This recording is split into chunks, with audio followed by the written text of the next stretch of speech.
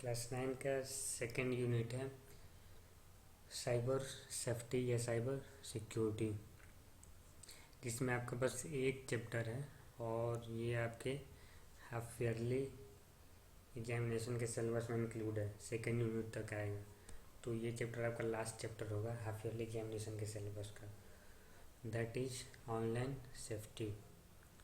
ये बहुत important chapter है, बस एग्ज़ाम के लिए ही नहीं, इवन आपके रियल लाइफ के लिए भी ये बहुत ही इम्पॉर्टेंट है ऑनलाइन सेफ्टी। क्योंकि दिन भर आप फ़ोन में या इंटरनेट पे कहीं ना कहीं लगे ही रहते हो, तो ये बहुत ही इम्पॉर्टेंट है आपके लिए। सबसे पहले आपका इंटरनेट का इंट्रोडक्शन है। Internet is network of networks, यानी कि सारे नेटवर्क्स को हम जब एक साथ कनेक्ट कर देते हैं तो जो नेटवर्क फॉर्म होता है उसे कहते हैं इंटरनेट। अब इंटरनेट का यूज़ आप फॉलोइंग वेज में कर सकते हो, यानी कि निम्नलिखित तरीक़ों से होता है। Large volume of information, internet can be use to collect information from all around the world, यानी कि आप इंटरनेट से पूरी दुनिया से इंफॉर्मेशन को कलेक्ट कर सकते हो।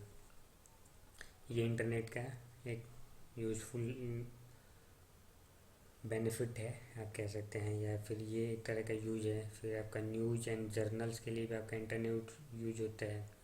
अब न्यूज़ एंड जर्नल में आपका 3 बेसिक आपका आता है: blog, web feeds and news groups. Blog जो है वो एक तरह का, आप जैसे आप पर्सनल डायरी लिखते हैं, तो उसी डायरी को अगर आप इंटरनेट पे यूज़ कर रहे हैं जो कि पूरी पब्लिक के लिए एक्सेसिबल है, वो होता है ब्लॉगिंग। इसमें आप जो भी आर्टिकल्स लिखते हैं या पोस्ट करते हैं, जो भी आप आर्टिकल्स लिखते हैं उसको कहते हैं post. It is a place where you express your thoughts and ideas to the world, यानी कि पूरी दुनिया के सामने आप अपना थॉट या आपका जो आइडिया है, या फिर अगर आपका कोई रिव्यू है किसी चीज़ को लेके, उसको आप एक्सप्रेस करते हो अपने ब्लॉग के थ्रू। और जिसको भी इंटरेस्ट होता है उसमें, उस थॉट में या उस रिव्यू में, वो आपके ब्लॉग पे आता है और आपके पोस्ट्स को पढ़ता है। वेब फीड्स, वेब फीड्स जब भी आप कोई वेबसाइट ओपन करते हो, ठीक है, तो यहाँ पे वो आपसे एक पॉपअप आता है, या फिर सेंटर में कभी कभी पॉपअप आता है, वो आपसे पूछता है दैट जो भी वेबसाइट का नाम है wants to send you notifications, और आपको 2 ऑप्शन देता है, अलाउ और डिनाई। तो जब आप अलाउ कर देते हो तो वो क्या करता है, उस अलाउ करने के प्रोसेस को कहते हैं सब्सक्रिप्शन या सब्सक्राइब करना। जैसे आप सब्सक्राइब करते हो तो वो क्या करता है कि जब भी उस वेबसाइट पर कोई नई कंटेंट ऐड होगी वो आपको एक नोटिफिकेशन डाल देता है। तो वो जो नोटिफिकेशन आता है उसी को कहते हैं web feeds. Web feeds are updates about the new content available on the website. जब भी आपके उस वेबसाइट पे अगर आपने सब्सक्राइब किया, तब जब भी उस पर कोई न्यू कंटेंट आएगा सॉरी, तो आपको उसका अपडेट आएगा, उसका नोटिफिकेशन आएगा, that is web feed. News group आपका होता है डिस्कशन ग्रुप जैसा होता है इंटरनेट पे, आप जहाँ पे बैठ के अपने किसी एक टॉपिक पे डिस्कस कर सकते हैं लोगों से, that is news group.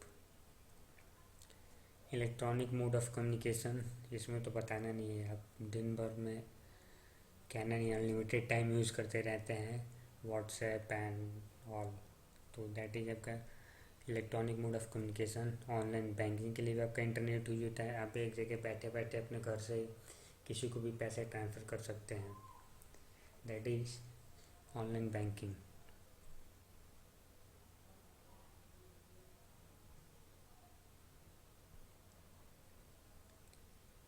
E commerce, अब यहाँ पे आपका 2 चीज़ें हैं, e commerce and mobile commerce. जब आप इंटरनेट के थ्रू अपने किसी कॉमर्स के ऑपरेशन को परफॉर्म करते हैं, किसी भी बिजनेस ऑपरेशन को अगर इंटरनेट का यूज करके परफॉर्म किया जाता है तो उसको कहते हैं ई कॉमर्स। जैसे कि फ्लिपकार्ट एंड अमेजॉन, फ्लिपकार्ट पे बैठे बैठे आप शॉपिंग कर लेते हैं, तो आपका ई कॉमर्स होगा। और मोबाइल कॉमर्स में क्या होता है कि आप किसी मोबाइल एप्लीकेशन का यूज़ करते हैं किसी कॉमर्शियल यूज़ के लिए। जैसे अगर कुछ लोग ऐसे होते हैं जो व्हाट्सएप पे ग्रुप बना के या फेसबुक वगैरह पे ग्रुप बना के और उसके थ्रू अपने प्रोडक्ट्स को सेल करते हैं। तो अगर आप उस एप्लीकेशन को फ़ोन पे यूज़ कर रहे हैं तो वो आपका मोबाइल कॉमर्स होगा। मोबाइल वॉलेट ये आपकी एक तरह की सर्विस होती है जिसमें आप, जैसे आपका वॉलेट होता है, पर्स में आप पैसे रखते हैं और जब आपको नीड होती है आप वहाँ से पैसे निकाल के खर्च कर सकते हैं। वैसे ही ये आपका ऑनलाइन एक तरह का वॉलेट होता है जिसमें आप अपने अकाउंट से पैसे ट्रांसफ़र करके रख सकते हैं और फिर उस पैसे से आप बिल पेमेंट, रिचार्ज वगैरह कर सकते हैं। फॉर एग्जांपल है आपका फ़ोनपे, पेटीएम, ये सारा आपका मोबाइल वॉलेट है। ऑनलाइन रिजर्वेशन, टिकट्स वगैरह बुक कर सकते हैं आप इंटरनेट का यूज करके। इसमें आपका पेपर लेस टिकट बनता है, एक इलेक्ट्रॉनिक डॉक्यूमेंट जिसे कि ई टिकट कहते हैं। इंटरटेनमेंट के लिए यूज करते हैं। इंटरटेनमेंट तो पूछना नहीं है, दिन भर में आप मूवी देख सकते हैं, वीडियो देख सकते हैं, ऑडियो सुनना, फिर ऑडियो फाइल्स डाउनलोड करना, ये सारे इंटरटेनमेंट के तरीक़ों के लिए आपका यूज होता है internet. Social networking, most probably हर किसी का फेसबुक पे अकाउंट होगा एंड व्हाट्सएप पे भी। तो सोशल नेटवर्किंग आपका यूज होता है फ्रेंड्स से कनेक्ट होने के लिए। आप उनसे चैट कर सकते हैं या फिर उनको पिक्चर्स वगैरह शेयर कर सकते हैं या फिर कोई डॉक्यूमेंट वगैरह शेयर कर सकते हैं। ट्विटर, ट्विटर अब सोशल नेटवर्किंग में आपका जो मोस्टली यूज्ड है वो है आपका Twitter. Twitter is an online social networking service where users post and interact with messages known as tweets. ये आपका सोशल नेटवर्किंग साइट होता है जहाँ पे लोग अपने इंटरेस्ट का पोस्ट या कोई भी मैसेज सेंड करते हैं, जिसको कहते हैं ट्वीट। जो भी हम मैसेज सेंड करते हैं ट्विटर पे उसको ट्वीट कहते हैं। और जो मैसेज सेंड करने का प्रोसेस है, जो मैसेज पोस्ट करने का प्रोसेस है, उसे कहते हैं ट्वीटिंग। जो कोई भी आपको फॉलो करेगा उसके पास वो मैसेज चला जाएगा। ट्विटर जो है वो आपका एक तरह का माइक्रो ब्लॉगिंग है। माइक्रो ब्लॉगिंग जैसे मैंने आपको ब्लॉग में बताया था, आप अपने आइडियाज़, रिव्यूज़ वगैरह पब्लिकली शेयर कर सकते हो, ठीक है, कोई भी उसको रीड कर सकता है। बट उसमें आप बहुत सारे पैराग्राफ लिख सकते हैं। और जो ट्विटर है इसमें आपका एक लिमिट है। पहले आपका ये 140 का लिमिट था, बाद में ये 2017 में इंक्रीज करके 280 का कर दिया गया। तो इसमें एक लिमिटेड है, बट ये भी एक तरह का ब्लॉग है, इसलिए इसको कहा गया माइक्रो ब्लॉगिंग। फेसबुक, ये आपका most widely use social networking website है जिस पे आप अपने स्टेटस शेयर कर सकते हैं, अपडेट्स वगैरह डाल सकते हैं, या पिक्चर्स, वीडियोस, वेब कंटेंट्स, ये सारी चीज़ें आप इस पे फेसबुक पे शेयर कर सकते हैं। ये आपका मार्क जुकरबर्ग और उनके कॉलेज के फ्रेंड्स ने मिल के ये एप्लीकेशन बनाया था। पहले ये आपका लिमिटेड था, जिस यूनिवर्सिटी में ये लोग पढ़ते थे, हार्वर्ड यूनिवर्सिटी में, बस वहाँ तक ही ये लिमिटेड था।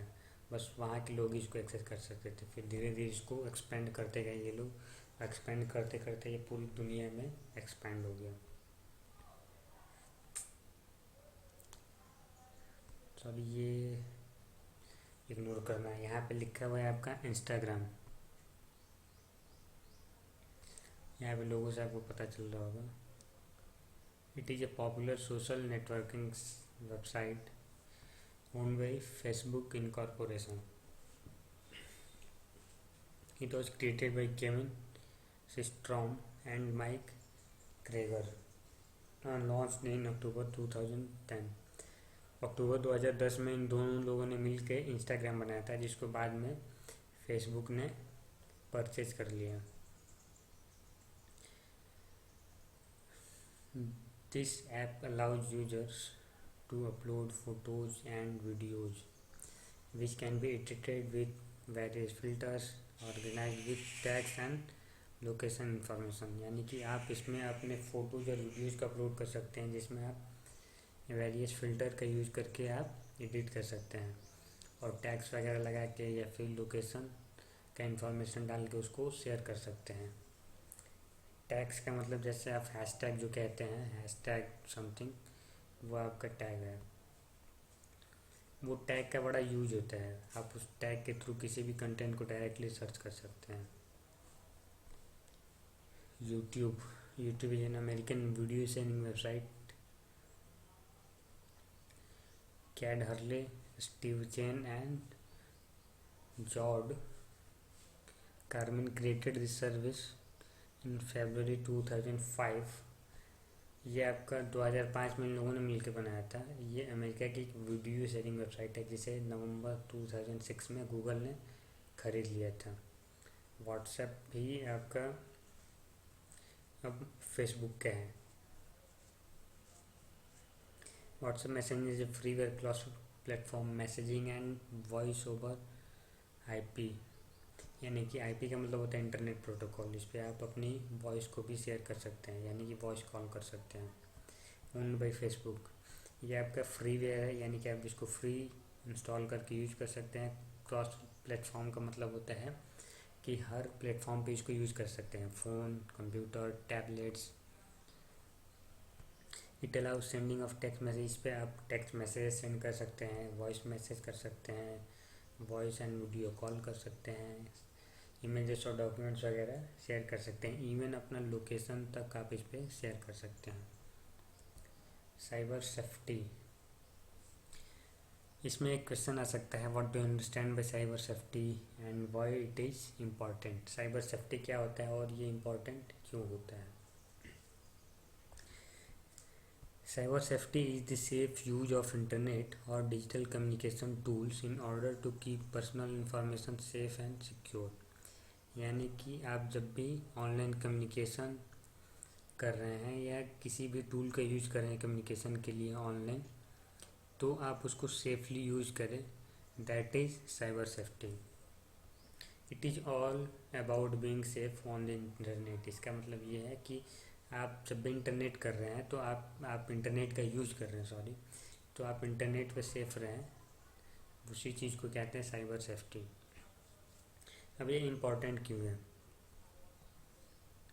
Most of the time you are connected to the internet through television, यानी कि किसी न किसी तरीके से आप हमेशा इंटरनेट पे कनेक्टेड होते हैं।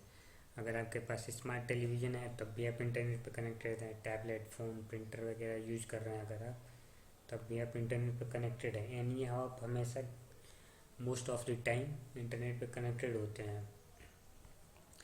इसलिए आपको पता होना चाहिए कि इंटरनेट पे क्या क्या रिस्क होते हैं और कैसे जो उस पर स्कैमर्स होते हैं, जो प्रेडेटर्स होते हैं, जो आपको नुकसान पहुंचाते हैं, उनसे कैसे बच सकते हैं। इसलिए जो साइबर सेफ्टी है वो इम्पॉर्टेंट है ताकि आप उन प्रेडेटर और स्कैमर्स से बच सकें। आइडेंटिटी प्रोटेक्शन, इसमें आपका एक टर्म आता है डिजिटल फुटप्रिंट। क्या होता है। All the personal information that we share about ourselves through online registration form, online shopping, etc. are considered as our digital footprints. It refers to the traces or footprints that we leave online. यानी कि जब भी हम online जाते हैं तो अपना कुछ ना कुछ डेटा शेयर करते हैं किसी रजिस्ट्रेशन फॉर्म के थ्रू या किसी ऑनलाइन शॉपिंग पे। जैसे ही आप रजिस्ट्रेशन करते हैं आप अपना कोई ना कोई डेटा शेयर करते हैं, तो वो जो भी हम पर्सनल डेटा शेयर करते हैं उसी को ही डिजिटल फुटप्रिंट कहा जाता है। ये जो हमारे ट्रेसेज होते हैं, यानी कि ट्रेस में आपका, इसमें आपका आता है जैसा आपका आईपी एड्रेस वगैरह है, तो ये आपका डिजिटल फुटप्रिंट की तरह कंसिडर किया जाता है। जब भी आप ऑनलाइन जाते हैं किसी भी वेबसाइट को अगर आप एक्सेस करेंगे तो आपका जो आईपी एड्रेस है वो उसके सर्वर पे स्टोर हो जाता है कि आपने इस टाइम पे इस दिन को ये वेबसाइट एक्सेस किया था, तो आप अपना डिजिटल फुटप्रिंट्स उस वेबसाइट पे छोड़ के आते हैं। दो टाइप के आपके डिजिटल फुटप्रिंट्स होते हैं, एक आपका होता है पैसिव और दूसरा होता है एक्टिव डिजिटल फुटप्रिंट्स। जो पैसिव होता है इसका मतलब ये है कि जब आपको पता है कि आपका ये डेटा स्टोर हो रहा है, जैसे कि आप कहीं रजिस्ट्रेशन कर रहे हैं तो आप खुद से अपना डेटा वहाँ पे डालते हैं, तो वो जो आप डेटा वहाँ पे छोड़ते हैं, जो आपका डिजिटल इन्फॉर्मेशन जाता है, वो होता है पैसिव डिजिटल फुटप्रिंट। और कुछ ऐसा भी डेटा होता है जो आपको पता नहीं होता, वो सोशल मीडिया वेबसाइट जो वगैरह होती हैं वो आपके कंप्यूटर से एक्सेस करती हैं। आप अनजाने में उसको किसी सोशल मीडिया वेबसाइट वगैरह पर शेयर करते हैं और फिर वो वहाँ से उठा लेते हैं वो वेबसाइट वाले। तो जहाँ पे आपको आइडिया नहीं है कि आपका डेटा कहाँ जा रहा है, आपको तो ये पता है कि आप सोशल मीडिया साइट पे डाल रहे हैं, बट वहाँ से आपका डेटा कहीं और भी शेयर हो रहा है। तो वो उस टाइप का जो फुटप्रिंट होता है, जो डेटा होता है, उस पर कहते हैं एक्टिव डिजिटल फुटप्रिंट। अब जो वेबसाइट होती हैं वो आपके डिजिटल फुटप्रिंट्स को कैसे ट्रेस करती है, इसके लिए आपके 4 या 5 तरीके यूज होते हैं। पहला होता है आपका आईपी एड्रेस। जैसे ही आप ऑनलाइन जाओगे तो ऑनलाइन जाने से पहले ही आपको एक आईपी एड्रेस प्रोवाइड किया जाता है, एक यूनिक की प्रोवाइड की जाती है जिसको कहते हैं आईपी एड्रेस। और उसी आईपी एड्रेस से आपका पहचान होता है इंटरनेट पे। तो उस आईपी एड्रेस के थ्रू भी आपका आइडेंटिफिकेशन होता है, यानी कि आपका डिजिटल फुटप्रिंट ट्रैक होता है वेबसाइट पे। जैसे ही आप किसी वेबसाइट को एक्सेस करते हैं, उस वेबसाइट को आपका आईपी एड्रेस वगैरह, इवन आपकी जो सर्च एंड ब्राउजिंग हिस्ट्री है, वो सारा आपका वहाँ पे चला जाता है। और वो थर्ड पार्टी से शेयर होती है, जैसे कि जो एडवर्टाइजर्स होते हैं, ये आपका यूज होता है, फेसबुक आपका ये यूज करता है। जैसे आपने कुछ सर्च किया, ठीक है, अगले दिन आप देखेंगे कि फेसबुक में उसका एक ऐड आ रहा है कि आप इस चीज़ के इतने में परचेज कर सकते हैं। कुकीज़, ये एक तरह की छोटी सी इंफॉर्मेशन फाइल होती है जो वेबसाइट्स आपके ब्राउज़र में स्टोर करती हैं। 2 टाइप की आपकी कुकीज़ होती हैं, एक थर्ड टाइप भी होता है जो कि बेसिकली मैं बता दूंगा क्या होता है। फर्स्ट पार्टी कुकीज़ और third party cookies. First party cookies store your own login ID, passwords, autofill information etc। यानी कि जब आप कोई पहली बार अगर आप कोई फॉर्म वगैरह फिलअप करते हैं गूगल क्रोम में, तो वो आपसे पूछता है do you want to save the password. अगर आप येस कर देते हैं तो आपके पासवर्ड को सेव कर लेगा। तो वो आपका होगा फर्स्ट पार्टी कुकी। जिस भी वेबसाइट पे आप फ्रिक्वेंटली विजिट करते हैं, जो कि आप अक्सर बार बार ओपन करते रहते हैं और आपको बार बार लॉगिन आईडी पासवर्ड डालना है, तो उस टाइप के डेटा को वो क्या करता है कि स्टोर करके रख लेता है ऑटो फिल में। और जैसे आप उसको ओपन करेंगे फिर से, आपका वहाँ से वो डेटा वहाँ पे चला जाएगा और ऑटोमेटिक लॉगिन हो जाता है। तो उस टाइप के जो कुकीज़ होते हैं वो होते हैं first party. Third party cookies जो होते हैं are stored by websites to know about your search history and web browsing history so as to place advertisements as per your interest and recommended videos। ये आपका use होता है, ये मैंने बताया था जैसे ऊपर। आईपी एड्रेस में आपका कि फेसबुक आपके आईपी एड्रेस से आपके सर्च ब्राउजिंग हिस्ट्री को एक्सेस करता है और उसके अकॉर्डिंग आपको एडवर्टीजमेंट्स दिखाता है। तो उस टाइप की ये कुकीज़ भी आपका फेसबुक स्टोर करता है आपके ब्राउज़र पे। इसमें क्या होता है कि आपने जो भी सर्च करा हुआ है वो सारा डेटा वो फेसबुक पे सेंड करता रहता है। जैसे आपने लेट से अगर आपने कोई फ़ोन सर्च किया, लेट से आईफोन 6s आपने सर्च किया भी गूगल पे, और नेक्स्ट टाइम जब भी आप फेसबुक ओपन करोगे उसमें दिखाएगा आईफोन 6s का एडवर्टीजमेंट दिखाएगा कि आप इसको इस वेबसाइट से इतने में परचेज कर सकते हैं। तो वो एक तरह की थर्ड पार्टी कुकी आपके कंप्यूटर पर इंस्टॉल करके रखते हैं सब, जिससे कि वो आपके सारे सर्च हिस्ट्री ब्राउज़र से हिस्ट्री को एक्सेस करते रहते हैं और उसके अकॉर्डिंग आपको एडवर्टीजमेंट दिखाते हैं। तो ये जो 2 कुकीज़ होती हैं इनको तो आप डिलीट कर सकते हैं सेटिंग्स में से जाके ब्राउज़र की, बट जो सुपर कुकीज़ होती हैं जो थर्ड टाइप है, इसमें आपके डिलीट करने के बाद भी वो कुकीज़ वापस अपने आप को रिप्लेस कर लेती है, क्योंकि ये मल्टीपल जगह पे प्ले स्टोर होती हैं। आपने मान लो एक जगह से डिलीट कर दिया, फिर वो दूसरे जगह से अपना काम करेगा, वहाँ से डिलीट किया फिर तीसरे जगह से अपना काम कर रहा हो। जब सारे जगह से आप डिलीट करेंगे तभी ही आप उसको डिलीट कर पाएंगे कम्प्लीटली। तो डिजिटल फुटप्रिंट ट्रैक करने के लिए आपके 2 हो गए, आईपी एड्रेस, दूसरा हो गया कुकीज़, थर्ड है आपका HTTP रेफरर। ये एक तरह की हेडर फाइल होती है जो आपके वेबसाइट पे अटैच होती है। जो भी वेबसाइट आप एक्सेस करना चाहते हैं उस पर ये अटैच होती है, और जैसे ही आप उस वेबसाइट के लिंक पर क्लिक करते हैं आपका सारा जो डेटा है, आपका IP एड्रेस, आपका लोकेशन वगैरह, इवन आप कौन सा कंप्यूटर यूज कर रहे हैं, वो सारा इन्फॉर्मेशन वहाँ पे चला जाता है। तो आपका जो भी डिजिटल फुटप्रिंट है वो वहाँ पे ट्रांसफ़र हो जाता है, उनको पता चल जाता है। इसीलिए मैंने आपको पहले भी अगर बताया होगा, आपको अगर याद हो तो, कि कोई भी अगर कोई लिंक सेंड करता है कैसा भी, जैसे आपको मोस्टली आपको हमेशा देखने को मिल जाएगा कि फ्लिपकार्ट फ्री में ये दे रहा है, अमेजन फ्री में ये दे रहा है, जियो फ्री में रिचार्ज दे रहा है। तो अमेजोन के 100 साल पूरे हो गए हैं इसलिए वो कार दे रहा है, कुछ दे रहा है, और आप उस लिंक पर क्लिक करते हैं और फिर आपका सारा इन्फॉर्मेशन जो है वो वहाँ पे चला जाता है। तो ऐसा नहीं करना चाहिए, किसी भी लिंक पर क्लिक नहीं करना चाहिए। नेक्स्ट है आपका यूजर एजेंट। ये आपके हर ब्राउज़र में होता है यूजर एजेंट। ये भी आपका एक तरह का कोड होता है। जैसे ही आप ऑनलाइन जाते हैं या किसी वेबसाइट पे जाते हैं, किसी वेबसाइट को ओपन करते हैं, तो जो ब्राउज़र का एजेंट है, यूजर एजेंट, वो आपके डेटा को वहाँ पे सेंड कर देता है उस ब्राउज़र, उस वेबसाइट पे। हर ब्राउज़र का अपना अलग अलग यूजर एजेंट होता है। जैसे अगर आपने क्रोम और फायरफॉक्स दोनों इंस्टॉल कर रखा है तो दोनों ब्राउज़र्स का अपना अपना यूजर एजेंट होगा, दोनों अपने अलग अलग टाइप के डेटा को ट्रांसफ़र करते हैं। What are the methods of cyber safety और how you can stay safe online, यानी कि आप कैसे ऑनलाइन सेफ रह सकते हैं, ये आपका क्वेश्चन हो सकता है। तो इसके लिए जो आपके मेथड्स हैं वो आपका पहला है एनोनिमस एंड प्राइवेट ब्राउजिंग। अगर आप अपने इन्फॉर्मेशन को, अपने पर्सनल इन्फॉर्मेशन को प्राइवेट करना चाहते हैं या प्राइवेट रखना चाहते हैं तो उसके लिए आप एनोनिमस या प्राइवेट ब्राउजिंग यूज कर सकते हैं। अब एनोनिमस और प्राइवेट ब्राउजिंग के लिए आपका यूज होता है प्रॉक्सी सर्वर, फिर VPN। प्रॉक्सी सर्वर में क्या होता है कि आपका जो रिक्वेस्ट है वो पहले जाता है किसी दूसरे कंप्यूटर पे, और फिर वहाँ से आपका जो रिक्वेस्ट है उस सर्वर पे जाता है जहाँ से आपने सर्विस रिक्वेस्ट किया है।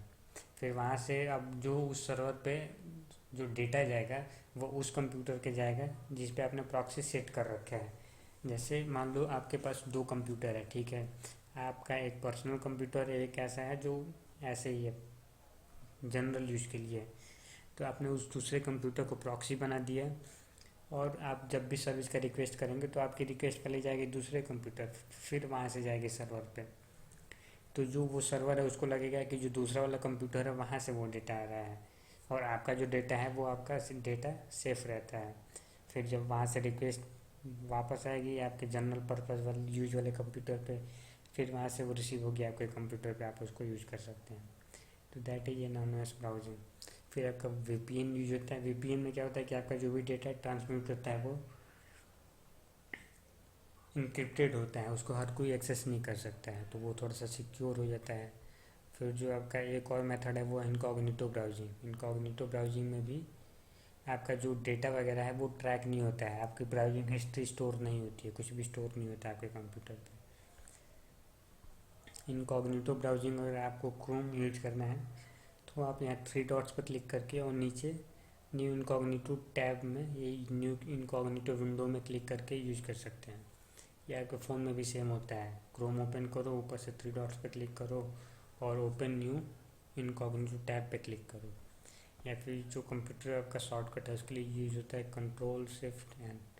क्रोम ओपन करो, जैसे कंट्रोल शिफ्ट एन प्रेस करोगे आपका इनकॉग्निटो टैब ऐसे ओपन हो जाएगा, ब्लैक कलर की स्क्रीन, और यहाँ पे ये चश्मा लगाए हुए ब्लैक हैट। आपका जो सेकंड मेथड है ऑनलाइन सेफ रहने के लिए वो है प्रॉपर यूज ऑफ पासवर्ड। यानी कि आप जो पासवर्ड यूज कर रहे हैं लॉगिन वगैरह के लिए वो उसको प्रॉपर रखेंगे, स्ट्रॉन्ग रखेंगे।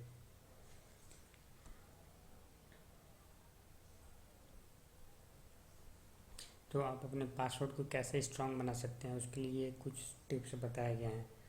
नेवर यूज पर्सनल इंफॉर्मेशन, यानी कि आप कभी भी अपना नाम या बर्थडे वगैरह या फिर यूजर नेम वगैरह पासवर्ड में यूज नहीं करेंगे। क्योंकि अगर मान लो किसी को अगर थोड़ा बहुत आइडिया है आपके बारे में तो वो गेस करके आपका पासवर्ड निकाल सकता है। यूज लॉन्ग पासवर्ड, लंबे लेंथ वाली आप पासवर्ड यूज़ करेंगे, मिनिमम 6 to 8 कैरेक्टर्स का पासवर्ड। ये नहीं कि 1 या 2 कैरेक्टर्स का, वैसे तो अब कोई वेबसाइट लेता ही नहीं है उतना छोटा पासवर्ड, बट पहले ऐसा होता था। तो 1 या 2 टाइप के ऐसे आप पासवर्ड नहीं डाल सकते। जितना बड़ा आपका पासवर्ड का लेंथ होगा, जितना ज़्यादा आपके पासवर्ड का लेंथ होगा, उतना ही आपका जो पासवर्ड है वो सिक्योर होगा। इसमें एक चीज़ का और ध्यान रखेंगे, वो यहाँ पे बताया, चलो मैं बता दूंगा। Do not use the same password for each account. अगर आपके पास मल्टीपल अकाउंट है तो सेम पासवर्ड हर जगह नहीं रखेंगे।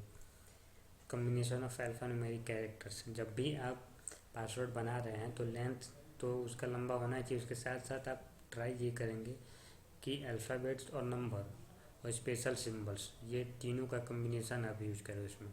अब अल्फ़ाबेट्स में भी ट्राई ये करेंगे कि कैपिटल और स्मॉल दोनों टाइप के आपके जो अल्फ़ाबेट्स हैं वो आप यूज करें।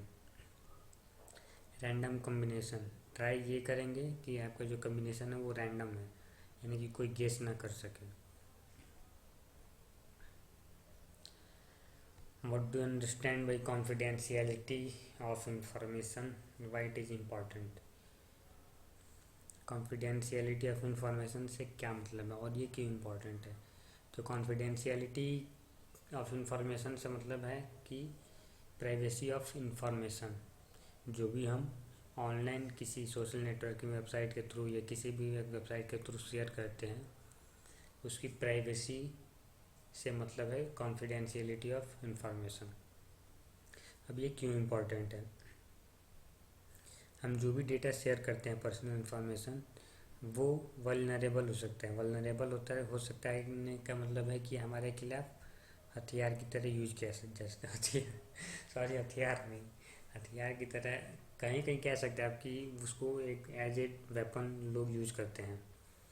बट यहाँ पे वल्नरेबल का मतलब ये है कि वो आपकी कमज़ोरी हो सकती है, ठीक है, जिसको कि हैकर चुरा सकते हैं आपके उस इंफॉर्मेशन को और फिर उसको गलत रीजन के लिए यूज कर सकते हैं। इवन आपको ब्लैकमेल करने के लिए, यहाँ पे बुली का मतलब वही ब्लैकमेलिंग होगा। इवन आपको ब्लैकमेल कर सकते हैं उस इंफॉर्मेशन के थ्रू। तो इसलिए जो इंफॉर्मेशन है उसकी कॉन्फिडेंशियलिटी बहुत ही इम्पॉर्टेंट है। इसीलिए जब भी आप कुछ शेयर करते हैं ऑनलाइन, ठीक है, तो ध्यान ये रखेंगे कि आपका जो डेटा है वो कॉन्फिडेंशियल हो। इसीलिए जो फेसबुक वगैरह पे प्रोफाइल फ़ोटो लगती है उस पर गार्ड वगैरह का जो नया जो सिस्टम आया है, जो सिक्योरिटी है, वो उसी लिए ही है, कॉन्फिडेंशियलिटी ऑफ इंफॉर्मेशन के लिए। अब लोग उठते हैं और कुछ भी उठा के स्टेटस में डाल देते हैं, पोस्ट करते रहते हैं कुछ भी, आज यहाँ गए, आज ये किया, आज वो किया। तो वो क्या है, एक तरह का आपका पर्सनल इन्फॉर्मेशन है। कोई भी अगर आपको ट्रैक कर रहा है मान लो कुछ हफ्तों से या कुछ महीनों से, तो आपको उसको एग्जैक्टली पता होगा कि आप कितने टाइम पे क्या क्या करते हैं, वो सारा इन्फॉर्मेशन उसके पास होगा। तो इस चीज़ का ध्यान रखेंगे कि जब भी आप कोई डेटा शेयर कर रहे हैं तो क्या आप शेयर कर रहे हैं, वो आपके लिए कितना क्रिटिकल हो सकता है। Methods to ensure confidentiality of information, कैसे आप अपने इंफॉर्मेशन को प्राइवेट कर सकते हैं, कैसे रख सकते हैं, उसके लिए क्या क्या मेथड्स है। तो आपका पहला है ब्राउज़र सिक्योरिटी फीचर कर देंगे, यानी कि आप इसमें जो कुकीज़ जो स्टोर हो रही थी उसको डिलीट करते रहेंगे टाइम टू टाइम, या फिर आप चाहें तो कुकीज़ को ब्लॉक भी कर सकते हैं। फिर ब्लॉक करने पे ये दिक्कत होगा कि कुछ वेबसाइट को आप एक्सेस ही नहीं कर पाओगे, तो आप उसको टाइम टू टाइम डिलीट कर सकते हैं। फिर ब्राउज़र प्राइवेटली, जैसे कि मैंने आपको बताया था कि इनकॉग्निटो टैब वगैरह यूज़ कर सकते हैं उसके लिए। यूज फायरवॉल, फायरवॉल आपका एक तरह का सॉफ्टवेयर होता है जो आपके कंप्यूटर पे इंस्टॉल होता है। फायरवॉल जैसे ऐसे समझ लो जैसे यहाँ पे एक आग का दीवार है, तो उसके थ्रू कोई बैक्टीरिया अंदर नहीं आ सकता है ना। तो वैसे ही आपका कंप्यूटर में फायरवॉल एक सॉफ्टवेयर होता है जो कि इंटरनेट से आने वाली हर एक फाइल को, हर एक कनेक्शन को चेक करता है पहले, फिर आपके कंप्यूटर में एंटर करने देता है। तो वो होता है आपका फायरवॉल। ये आपके लगभग लगभग हर कंप्यूटर में पहले से इंस्टॉल होके आता है, पहले इंस्टॉल करना पड़ता था शायद। Be careful well using social network, ये मैं अभी आपको ही बता रहा था ऊपर। जब भी आप कुछ शेयर करते हो सोशल नेटवर्क पे तो ध्यान रखेंगे कि आप क्या शेयर कर रहे हैं, ठीक है।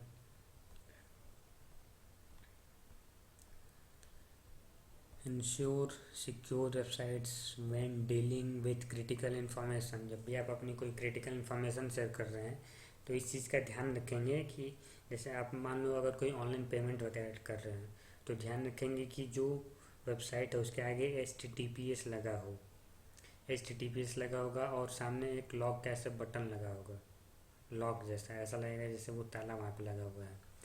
तो इस चीज़ को हमेशा चेक करेंगे कि उसमें HTTPS है कि नहीं। अगर HTTPS है तब तो वो थोड़ा बहुत सेफ़ है, आप यूज़ कर सकते हो उसको। अगर HTTPS नहीं है, बस HTTP है, एस नहीं है, दैट मीन्स वो सेफ़ नहीं है। आपका जो डेटा है वो कोई भी एक्सेस कर सकता है।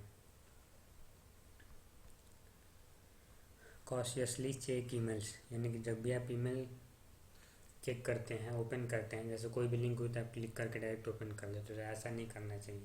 थोड़ा ध्यान से ईमेल्स को चेक करना चाहिए क्योंकि उसमें वायरस हो सकता है। जैसे आप क्लिक करेंगे वो आपके कंप्यूटर पर डाउनलोड होगा और फिर उसके बाद आपको पता है। अवॉइड यूजिंग पब्लिक कंप्यूटर, आप पब्लिक कंप्यूटर को नहीं यूज़ करेंगे। साइबर कैफ़े वगैरह में बैठ के ऑनलाइन पेमेंट्स वगैरह यूज नहीं करना चाहिए। जैसे आपका अगर आप मान लो यूज कर भी रहे हो तो इन बातों का आप ध्यान रख सकते हैं।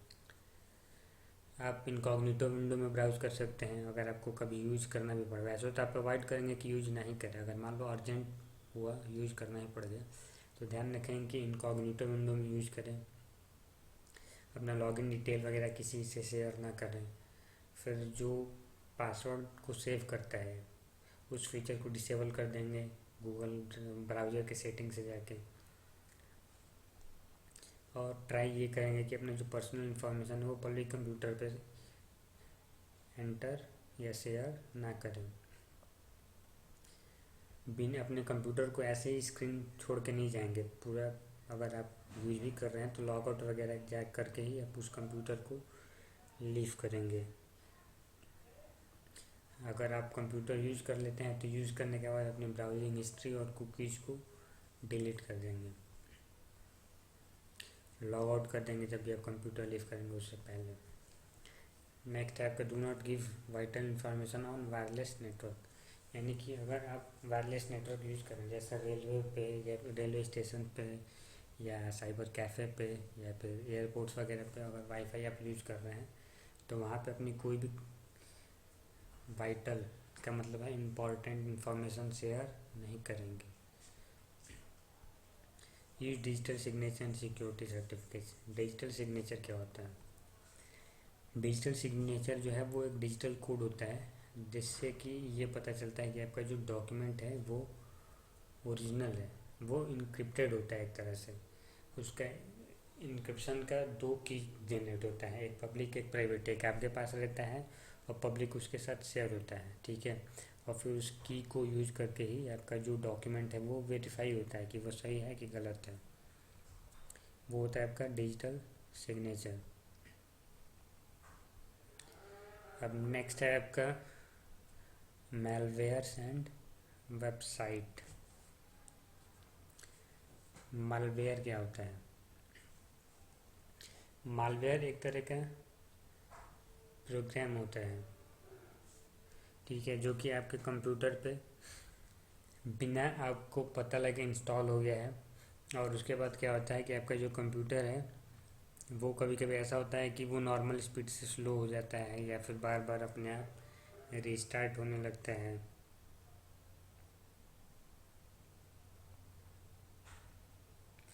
या फिर आपको ऐसा लगेगा कि आपका जो हार्ड डिस्क का स्पेस है वो भर गया है, ज़्यादा भर गया है, जितना आपने डेटा रखा है उससे ज़्यादा आपका डेटा भरा हुआ है।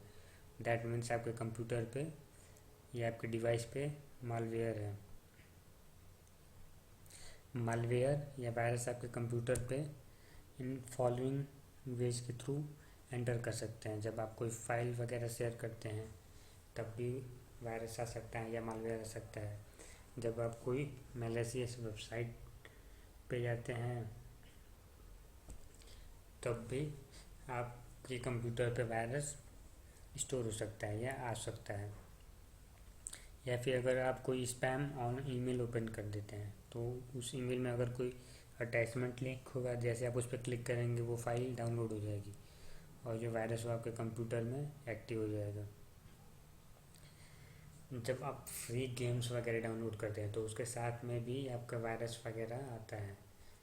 ये चीज़ याद रखना, मैंने आपको पहले ही बताया होगा कि कुछ भी फ्री का नहीं आता है, उसके साथ हमेशा कुछ ना कुछ आपका जाता है। या तो आप पैसे पे करते हैं उसके साथ, या फिर अगर आप पैसे पे नहीं करते हैं आप वो और आपको लिखा है कि वो फ्री है, दैट मीन्स आप अपना डेटा वहाँ पे दे रहे हैं, उस डेटा का बहुत वैल्यू होता है। तो ये हमेशा याद रखना कि कुछ भी फ्री में नहीं आता है।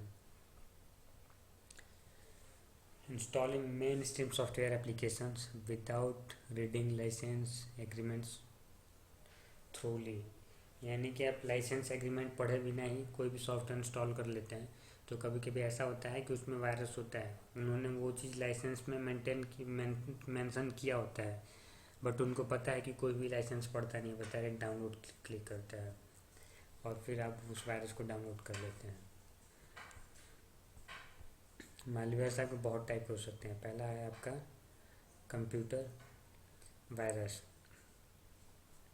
जैसे आपका जो बायोलॉजिकल वायरस होता है, जैसे आपको अटैक करता है आप बीमार हो जाते हैं, वैसे ही आपका कंप्यूटर वायरस भी होता है। ये एक तरह का कोड होता है या कोड का सेगमेंट होता है जो कि एक्चुअल फाइल को रिप्लेस कर जाता है और उसके बाद ये आपके कंप्यूटर को स्लो कर देता है, या फिर जिस चीज़ के लिए वो वायरस बना है वो उस टाइप के प्रोसेस को करता है। वायरस का फुल फॉर्म है vital information resources under seize, यानी कि आपकी जो क्रिटिकल इंफॉर्मेशन है, जो सेंसिटिव इंफॉर्मेशन है, जब वो किसी एक कोड या सेगमेंट ऑफ कोड के पकड़ में आ जाती है, जकड़ में आ जाती है, तो उसे कहते हैं virus. It is a program और piece of code that is loaded on your computer without your being aware, यानी कि आपको पता चले बिना ही ये आपके कंप्यूटर पे लोड हो जाता है। ये किसी भी फाइल के साथ आसानी से अटैच हो जाता है और फिर जब आप उस डेटा को कहीं और ट्रांसफ़र करेंगे तो वहाँ पे चला जाता है। ये आपके डेटा को करप्ट कर सकता है, इवन आपके डेटा को डिलीट भी कर सकता है। वॉर्म्स, फॉर्म भी आपका एक तरह के कंप्यूटर वायरस की तरह होता है। अब इन दोनों में डिफरेंस ये होता है कि जो आपका कंप्यूटर वायरस होता है उसके लिए एक होस्ट चाहिए होता है। होस्ट का मतलब कि कोई एक फ़ाइल चाहिए जिसके थ्रू वो अपने आप को उस फाइल में अटैच कर सके और फिर वो एक कंप्यूटर से दूसरे कंप्यूटर में जाएगा। जबकि जो आपका वॉर्म होता है उसमें आपको होस्ट की ज़रूरत नहीं होती है, ये अपने आप को, जैसे आप इंटरनेट से कनेक्ट हो गए, ये अपने आप को उस इंटरनेट कनेक्शन के थ्रू या उस नेटवर्क के थ्रू अपने आप को रेप्लिकेट करता जाता है। रेप्लिकेट करने का मतलब कि अपना क्लोन बना के वहाँ पे ट्रांसफ़र करना जाता है और फिर उसके बाद पूरे नेटवर्क पे वो फैल जाता है। It is program that replicates and spread itself to another computer system with the help of a computer network. ये ऐसा एक प्रोग्राम है जो कंप्यूटर नेटवर्क की मदद से अपने आप को दूसरे कंप्यूटर्स पे क्लोन करता है या कॉपी करता है या रेप्लिकेट करता है, जैसा कि मैंने अभी आपको बताया। डज नॉट टारगेट और in fact specific files already present on computer, instead eat of the memory और द डिस्क स्पेस। ये किसी एक पर्टिकुलर फाइल को इन्फेक्ट नहीं करता है।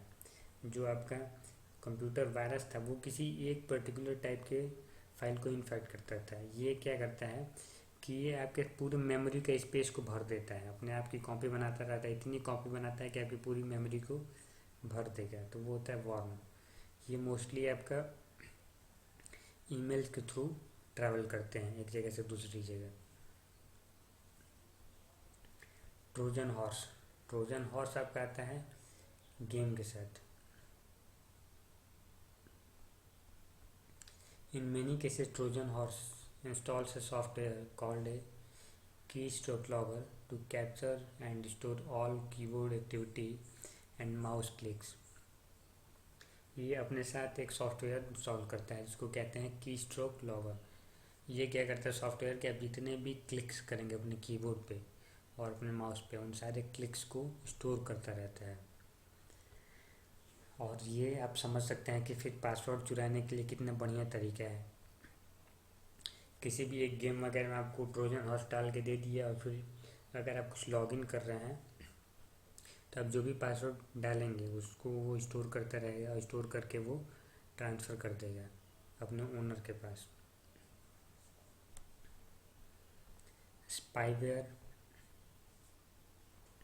Spyware is sent to someone's computer intentionally to report on the activities and preferences of the computer's user or disclose information about data stored on a computer।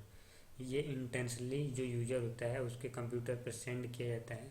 User का मतलब जो victim होता है उसके कंप्यूटर पर सेंड किया जाता है इंटेंशनली, और फिर उसके कंप्यूटर पे जो भी डेटा होता है, जो भी इंफॉर्मेशन होता है, उसको वो चुरा लेते हैं या फिर उसको डिस्क्लोज कर देते हैं लोगों के सामने। स्पाई का मतलब ये है आप जासूसी करना। तो ऐसा वायरस जो कि आपके कंप्यूटर पे आपकी जासूसी करने के लिए या फिर आपके डेटा या इंफॉर्मेशन को चुराने के लिए रखा जाता है, वो होता है spyware. Adware it is an advertising supported software that generates revenue for its developer by automatically generating online advertisement such as pop-ups and ads। ये क्या होता है, जैसे आपने कोई सॉफ्टवेयर डाउनलोड किया उसमें अगर एडवेयर है तो जैसे ही आप ऑनलाइन जाएंगे ये क्या करेगा कि आपके सामने एडवर्टीजमेंट्स का पॉपअप शो करने लगेगा, और जो उस एडवेयर के ओनर होंगे उस पॉपअप से उनको रेवेन्यू जनरेट होगा उनका। मतलब भाई वो, जैसे कि आपको पता होगा कि आप ऑनलाइन पैसा कमा सकते हैं एडवर्टीजमेंट्स के थ्रू, जैसे लोग यूट्यूब पे करते हैं। तो ये वो वाला नहीं है। यहाँ पे क्या होता है कि एक वायरस अटैच कर दिया जाता है, ठीक है, और वो वायरस आपके कंप्यूटर पे आके आपको एडवर्टीजमेंट्स डिस्प्ले करने लगता है जब भी आप इंटरनेट पे ऑनलाइन जाते हैं। तो वो जितना आपको एडवर्टीजमेंट डिस्प्ले करेगा उतना ही पैसा उसके ओनर के लिए बनेगा। तो उसके लिए जो होता है आपका एडवेयर। रैंसम वेयर, रैंसम का मतलब होता है फिरौती की रकम। रैंसम वेयर का बड़ा तगड़ा अटैक हुआ था थोड़े टाइम पहले SBI वगैरह पे। रैंसम वेयर में क्या होता है कि आपका जो डेटा है उसको ऐसे जिप कर दिया जाता है या कंप्रेस कर दिया जाता है जिसको कि आप एक्सेस नहीं कर सकते हैं, और फिर आपसे एक फिरौती की रकम मांगी जाती है कि आप मेरे को इतना पैसा देंगे तभी ही हम आपके डेटा को एक्सेस करने देंगे। अगर आप पैसे दे देते हैं तब तो ठीक है, तब तो वो आपका सिस्टम ओपन कर देगा। अगर आप पैसे नहीं देते हैं तो उस केस में वो आपके डेटा को डिलीट कर सकते हैं। आप अपने कंप्यूटर को वायरस अटैक से कैसे बचा सकते हैं, उसके लिए तरीका है कि आप एंटीवायरस इंस्टॉल कर सकते हैं या एंटी स्पाईवेयर सॉफ्टवेयर इंस्टॉल कर सकते हैं। हर महीने में कम से कम एक बार फुल सिस्टम स्कैन करेंगे अपने वायरस एंटीवायरस सिस्टम से। कोई भी पायरेटेड सॉफ्टवेयर अपने कंप्यूटर पर इंस्टॉल नहीं करेंगे, और किसी भी अनरिलायबल सोर्स से, यानी कि किसी भी के पेन ड्राइव से जिसको आप नहीं जानते हैं या आपको लग रहा है कि उसके पेन ड्राइव में वायरस हो सकता है, तो वहाँ से कोई भी फाइल या कोई भी डेटा कॉपी या डाउनलोड नहीं करेंगे। हमेशा अपडेटेड इंटरनेट ब्राउज़र यूज़ करेंगे। कभी कभी ऐसा क्या होता है कि अगर किसी ब्राउज़र में कोई वल्नरेबिलिटी आ गई तो उसको यूज़ करके आपको हैक किया जा सकता है, आपके डेटा को एक्सेस किया जा सकता है, वायरस अपलोड किया जा सकता है आपके कंप्यूटर पे। तो उसको नेक्स्ट ब्राउज़र के अपडेट में हटा दिया जाता है उस वल्नरेबिलिटी को, यानी कि उस कमी को।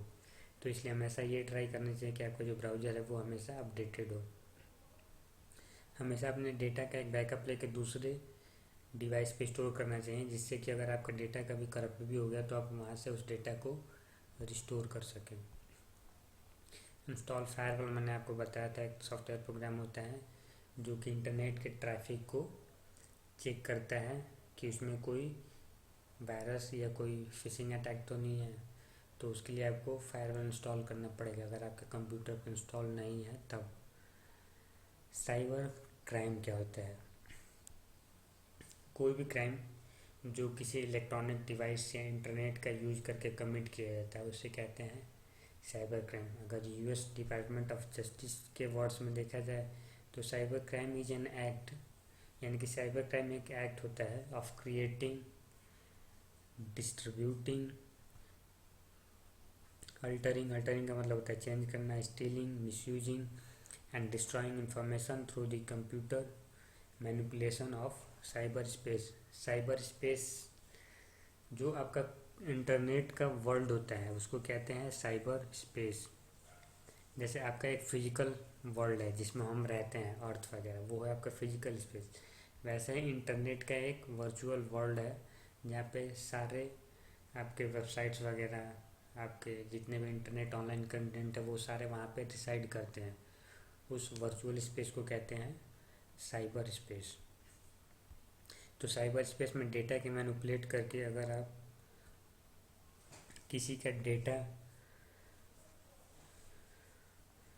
अल्टर कर रहे हैं यानी कि चेंज कर रहे हैं, या फिर किसी का डेटा चुरा रहे हैं, या उसका अगर मिसयूज कर रहे हैं, या किसी इंफॉर्मेशन को डिस्ट्रॉय कर रहे हैं, इवन अगर आप कोई गलत इंफॉर्मेशन क्रिएट कर रहे हैं या डिस्ट्रीब्यूट कर रहे हैं, कोई ह्यूमर डिस्ट्रीब्यूट कर रहे हैं, तो वो भी आपका आता है साइबर क्राइम में। और ज़रूरी नहीं है कि वो जो साइबर क्राइम है, वो जो क्राइम है वो आपका फिजिकल फोर्स हो। Without the use of physical force and against the will और इंटरेस्ट ऑफ द विक्टिम, यानी कि जब आपका फिजिकल फोर्स यूज होगा तो फिजिकल फोर्स में फिर तो वो साइबर क्राइम नहीं रह जाएगा, क्योंकि फिजिकल फोर्स के लिए आपको ऑफलाइन यूज करना पड़ेगा कुछ ना कोई टेक्निक। तो बिना फिजिकल फोर्स का यूज किए अगर आप किसी के इंटरेस्ट के अगेंस्ट, अगर आप उसके खिलाफ कोई गलत डेटा क्रिएट कर रहे हैं या डिस्ट्रीब्यूट कर रहे हैं, या फिर उसके डेटा को चेंज कर रहे हैं, चुरा रहे हैं, मिसयूज कर रहे हैं, या उसके किसी भी इंफॉर्मेशन को डिस्ट्रॉय कर रहे हैं, तो वो सारा साइबर क्राइम में काउंट होता है। साइबर बुलिंग और स्टॉकिंग। स्टॉक वर्ड्स आपने सुना होगा पहले भी, जैसे कि अगर आपके आसपास का कोई भी पर्सन अगर आपके बारे में कोई इन्फॉर्मेशन इकट्ठा करता रहा होता है तो उसको कहते हैं स्टॉकिंग। तो जब उसी प्रोसेस को ऑनलाइन यूज़ किया जाता है इंटरनेट का यूज़ करके, तो उसे कहते हैं साइबर स्टॉकिंग या साइबर बुलिंग। साइबर बुलिंग और stalking takes place when someone use the internet, a phone, email, instant messaging, chat rooms और social networks to harass, embrace और intimidate someone। यानी कि अगर किसी को भी harass करने के लिए या फिर उसको embrace करने के लिए अगर आप इंटरनेट, फ़ोन या ईमेल या कोई भी चैट वगैरह यूज कर रहे हैं, किसी भी सोशल नेटवर्किंग का यूज कर रहे हैं, तो उसे साइबर बुलिंग या साइबर स्टॉकिंग कहा जाता है। साइबर बुलिंग या साइबर हरासमेंट को ऑनलाइन बुलिंग भी कहा जाता है। बुलिंग का मतलब होता है किसी को परेशान करना। सॉफ्टवेयर पायरेसी आपको पता है कि बिना उसका लाइसेंस परचेज किए आप किसी न किसी वायरस या किसी भी ट्रिक के थ्रू उसका सॉफ्टवेयर आप यूज़ कर रहे हैं बिना परचेज किए, तो that is software piracy. Spoofing and phishing.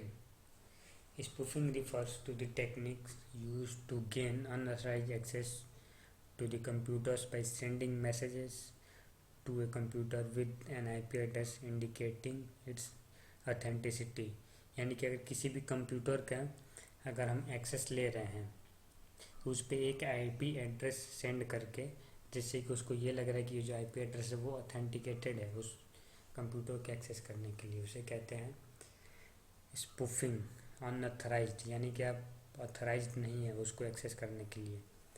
अब इसको मैं एक अलग तरीके से एक्सप्लेन करता हूँ। जो स्पूफिंग होती है ये आपकी मल्टीपल टाइप की होती है। स्पूफिंग में ये होता है कि कोई ऐसा पर्सन है जो ऑनलाइन ऐसा प्रिटेंड कर रहे हैं कि वो आप हो। जैसे कि आपका फ़ोन नंबर है, ठीक है, तो वो कोई ऐसी टेक्निक यूज़ करता है जिसे स्पूफिंग करते हैं, जिसे स्पूफिंग कहते हैं। तो वो क्या करता है कि अपने फ़ोन से मैसेज सेंड कर रहा है, बट जो मैसेज जा रहा है वो आपके नंबर से जा रहा है, ठीक है। तो वो होती है स्पूफिंग। वैसे ही आपके कंप्यूटर में भी होता है। अगर कोई पर्सन आपकी आईपी एड्रेस एक्सेस कर लेता है और उस आईपी एड्रेस से अपने कंप्यूटर के थ्रू किसी डेटा को एक्सेस करता है, तो अब उसमें क्या होता है कि जब वो उस डेटा को एक्सेस करता है तो आपका जो आईपी एड्रेस है वो वहाँ पे जाता है। अब यूज तो वो कर रहा है, बट वो ऐसा दिखा रहा है कि वो आप उस सर्विस को यूज कर रहे हैं। तो उस चीज़ को कहते हैं स्पूफिंग, यानी कि किसी और की तरह प्रिटेंड करके किसी सर्विस को एक्सेस करना होता है स्पूफिंग, या किसी और के नाम पे किसी सर्विस को यूज करना, that is spoofing. Fishing is a fraudulent attempt to obtain sensitive information such as username, password, and credit card detail by disguising oneself as a trustworthy entity in electronic communication। Fishing में क्या होता है कि आपका एक copy बनाया जाता है। जैसे मान लो अगर आप अमेजोन यूज़ कर रहे हो या कोई भी अगर आप ऑनलाइन सर्विस यूज़ कर रहे हो ऑनलाइन पेमेंट के लिए या फिर किसी भी चीज़ के लिए, तो उसमें उसी का एक क्लोन बनाया जाता है। ऐसा वो क्लोन बनाएंगे सब ऐसा लगे जैसे आप रियल फेसबुक पे हैं, ठीक है। और जैसे ही आप उस पर लॉगिन आईडी और पासवर्ड यूज करेंगे, एंटर करेंगे, तो वो क्या करता है कि वो यूज़र नेम और पासवर्ड उनको जो फ्रॉड है उनके यहाँ ट्रांसफ़र कर देता है। तो जो आपका फिशिंग है ये आपका एक तरह का अटैम्प्ट होता है आपके यूज़र नेम, पासवर्ड और क्रेडिट कार्ड के डिटेल को एक्सेस करने के लिए। फिशिंग आपका मोस्टली यूज होता है एफबी एंड इंस्टाग्राम वगैरह को हैक करने के लिए। इसमें आप एक क्लोन बनाते हैं वेबसाइट का, उस वेबसाइट का, जिस वो बिल्कुल ऐसा लगता है कि वो रियल वेबसाइट है, फेसबुक या इंस्टाग्राम जो भी है, और फिर उसका लिंक आप सेंड करते हैं विक्टिम को, और विक्टिम जैसे उसको ओपन करता है तो उसे लगता है कि वो फेसबुक पे है।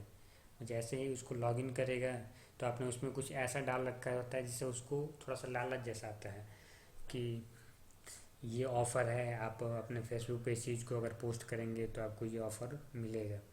तो वो क्या करता है, लॉगिन करने के लिए उसमें अपना इन्फॉर्मेशन और लॉगिन आईडी और पासवर्ड डालेगा, और जैसे ही लॉगिन करेगा उसके सारे डेटा आपके पास चलाया जाएगा। तो उस चीज़ को कहते हैं फिशिंग।